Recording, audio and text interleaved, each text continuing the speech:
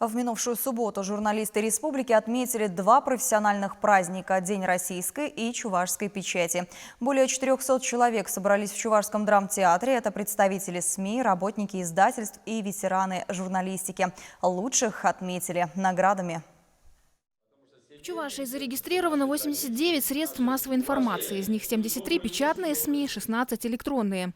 По словам министра цифрового развития, информполитики и массовых коммуникаций республики Михаила Анисимова, сегодня удается сохранить интерес читателей к печатным изданиям. С большой гордостью можно сказать, что Яльчикская, Порецкая и Бресенская скорочитайские газеты выписывают практически каждая вторая семья, проживающая в районе.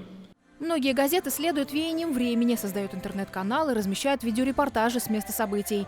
День печати – это один из самых важных дней для журналистов, когда они получают признание не только от читателей, слушателей и зрителей, но и от коллег. Самые престижные награды от Союза журналистов Чувашии. За 40 с чем-то лет, уже почти 50-летие скоро мы отметим, со дня учреждения наших премий, лауреатами этих престижных премий стали более 100 человек. Премия имени Леонида Ильина в этом году досталась двум авторам – редактору Ядринской районной газеты «Знамя труда» Екатерине Казаковой и нашей коллеге, продюсеру ГТРК «Чувашия», ведущей программы «Ауран Кайми» Екатерине Фоминой. Над созданием передачи о сельских тружениках и развитии агропромышленного комплекса республики она работает с 2014 года.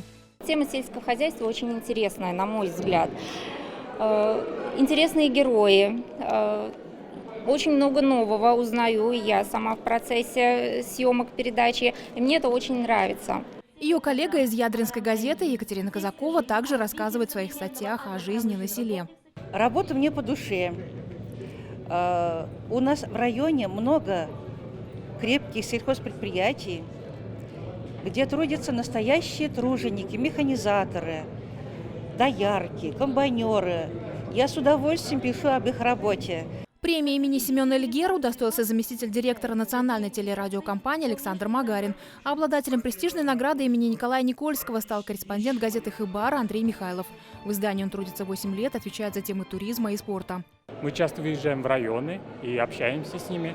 Они пишут нам письма, и мы выезжаем к ним, проводим какие-то расследования.